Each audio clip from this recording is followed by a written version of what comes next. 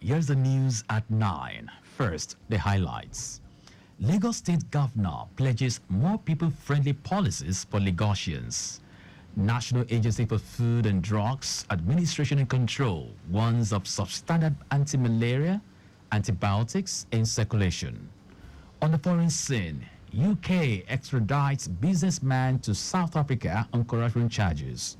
And in sport, Super Falcons forward completes move to FC Nuts. Now the details. I am John Omoaka.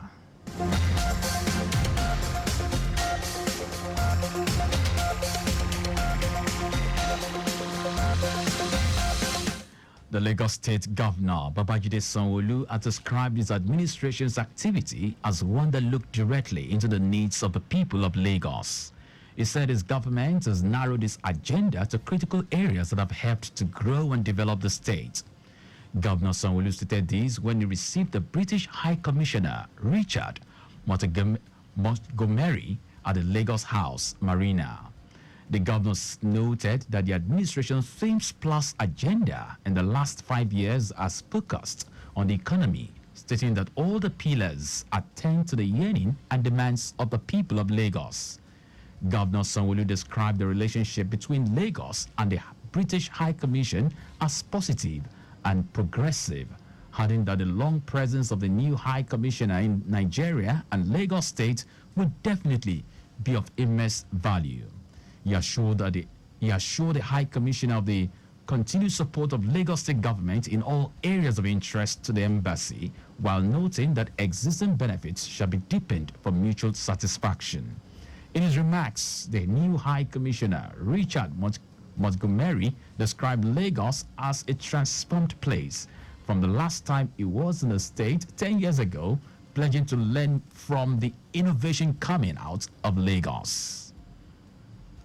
Lagos State government is collaborating with the Lagos Urban Development Initiative, LUDI, and other stakeholders to observe the annual Car-Free Day in Lagos. This initiative encourages road users and motorists to set aside their cars for a day and embrace active and inclusive means of transport such as cycling and walking, known as non-motorized transport. Commissioner for Transportation, Oluwaseun Oshiemi, explained that the primary aim of the initiative is to raise awareness about the benefits of non-motorized transport.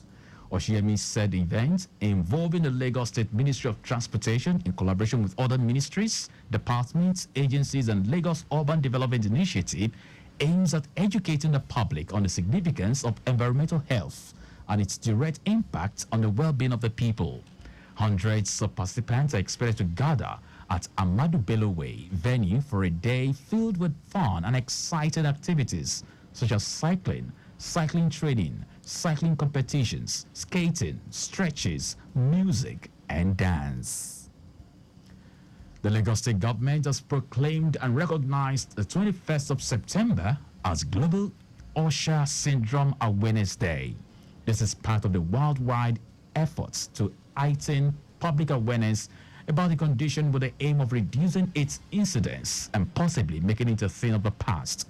Speaking during an event where people in the cluster led by Lions Hearts Abilities leader Solomon Okelola were received at Alausa, the general manager, Lagos State Office for Disability Affairs, Lasuda Adenike Oyetunde Lawal, noted that millions of people are affected by this genetic disorder worldwide, with a larger incidence occurring in the developing nations of Africa and Asia as a result of mass ignorance and a severe lack of genetic testing and counseling facilities. Oyetunde Lawal said the preventable condition currently has no known cure and affect three major senses in a person's body: hearing, vision, and balance. And a larger number of the affected individuals end up with total blindness alongside varying degrees of hearing loss or total deafness. According to her, Usher syndrome results in severe difficulties which impacts the health, academic, and general well-being of the affected individuals. The best thing for us to do is to fight assiduously, intentionally, and deliberately in ensuring that the agency amplifies their realities and also continues to ensure that all the rights and privileges that should accrue to them as persons with disabilities in Lagos State comes to them regardless of the fact that they have the Usher syndrome. As you know, everything in government takes time. And one of the reasons that we agreed and knew that it was time for this proclamation to happen is because we had had 1 or 2 meetings about what their specific asks are and mapped out in roads, a realistic progression. For the individuals with disabilities, this particular Usher syndrome themselves, there are many people around the world who have gone above and beyond the expectations that the world has set for them, to not be an exception. Oyetunde Lawal stated that there is urgent need to create public awareness, empower the people about this condition for the benefit of generations yet unborn, and to ensure the welfare of individuals with Usher syndrome, deaf blindness in the society. Wife of the President, Oluremi Tinubu, has flagged off the Renewed Hope Initiative, RHI, Economic Empowerment Program for 1,000 women petty traders in Lagos State. A grant of 50,000 naira each were given to the women petty traders to recapitalize and grow their businesses. Mrs. Tinubu, who was represented by the wife of the Lagos State Governor, Ibijoke Sanwo-Olu, noted that the program is part of the continued commitment of the president's wife to driving economic growth towards a better life for families, especially women across the country. She said the grants are to assist women petty traders in overcoming some of their business challenges, expand their businesses, create more jobs, and contribute more robustly to the nation's economy. We also have our Renewed Hope Initiative, a Greek empowerment for women, in which initially we were told to choose 20 female farmers, and a token of 500 was given to these 20. And this was done across all the 36 states. Mrs. Tinubu noted that our economic empowerment remains a core objective of the Renewed Hope Initiative, saying our office has consistently delivered on its promise for both women and youth across the 6 geopolitical zones to support the economic reforms of the administration of President Bola Tinubu. In a related development, wife of the president, Oluremi Tinubu, has distributed 3,000 bags of 25-kilogram rice to vulnerable groups in Lagos State through the Renewed Hope Initiative and Federal Ministry of Agriculture Outreach Scheme. Speaking at the event held at the Lagos House in Ikeja, Mrs. Tinubu, who was represented by wife of the Lagos State Governor, Ibijoke Sanwo-Olu, stated that the initiative is towards a better life for vulnerable families. We also have our Renewed Hope Initiative, a Greek empowerment for women, in which initially we were told to choose 20 female farmers, and a token of 500 was given to these 20. And this was done across all the 36 states. She stated that the Renewed Hope Initiative program is to complement the economic reforms initiatives of President Bola Tinubu's administration. According to her, through the Renewed Hope Initiative program, the elderly ones have also benefited in Lagos and across the country. Meanwhile, beneficiaries expressed their heartfelt gratitude to the initiators of the program.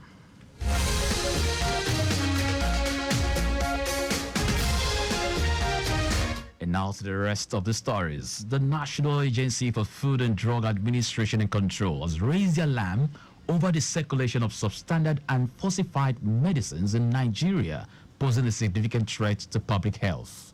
The alarm was raised by Director of NAFDAC's Northwest Zone, Baba Shelia, at a community sensitization workshop in Kaduna. Shelia identified specific targeted medicines, including anti-malarials and antibiotics, as well as other medications for hypertension, diabetes, and lifestyle diseases. He said NAFDAC has intensified surveillance activities, regulation, education, and awareness campaigns to safeguard public health.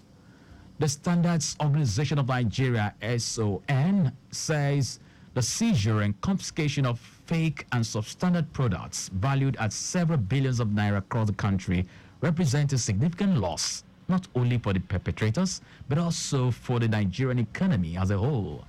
Director General SON, Ifeanyi Okeke stated this during a one-day sensitization workshop for importers and manufacturers in Nnewi, the commercial hub of Anambra State, aimed at tackling the influx of substandard products in Nigeria.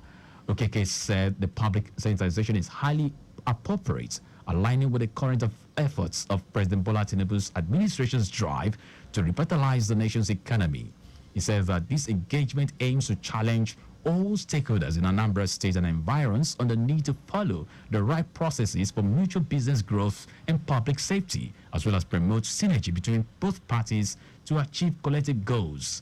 Okeke added that SON as internationally accredited firms with extensive expertise in quality assurance that supports exports and importers in complying with its conformity assessment program in Nigeria. And now to foreign news. A British businessman who was a former contractor for South Africa's Alien Power Unity ESCOM has been extradited from the UK to face 65 counts of corruption. Michael Lomas is accused of taking kickbacks on contract between his firm, Tubula Construction, and ESCOM for work at the Kusile Power Station, which were worth in excess of 1.4 billion rands. ESCOM has been beset with corruption allegations and is struggling to recover from years of mismanagement and has led to prolonged blackouts in the country. Lomas landed at OR Tambo Airport in Johannesburg early on Friday morning in a wheelchair and under heavy police escort.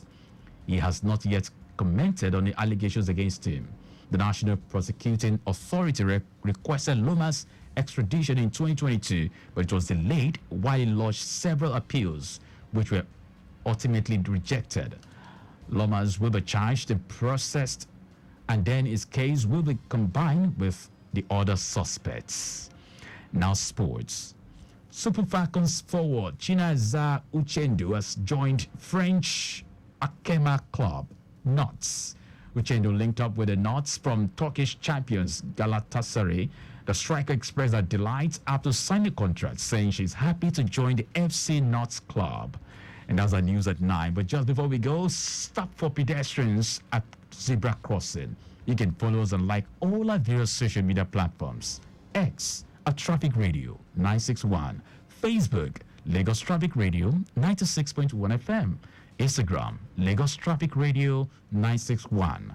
Subscribe and watch our news and programs live on YouTube at Traffic Radio 961. You can also visit our website, www.trafficradio961.com.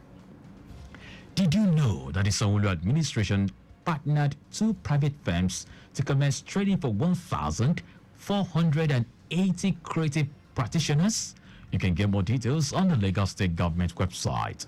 To end the news, here are the highlights of the major stories.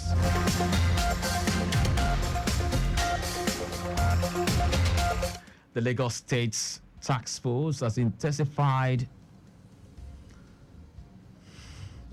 efforts to tackle the menace of one-chance operators and traffic-related crimes by deploying additional patrol motorcycles across key areas of the state.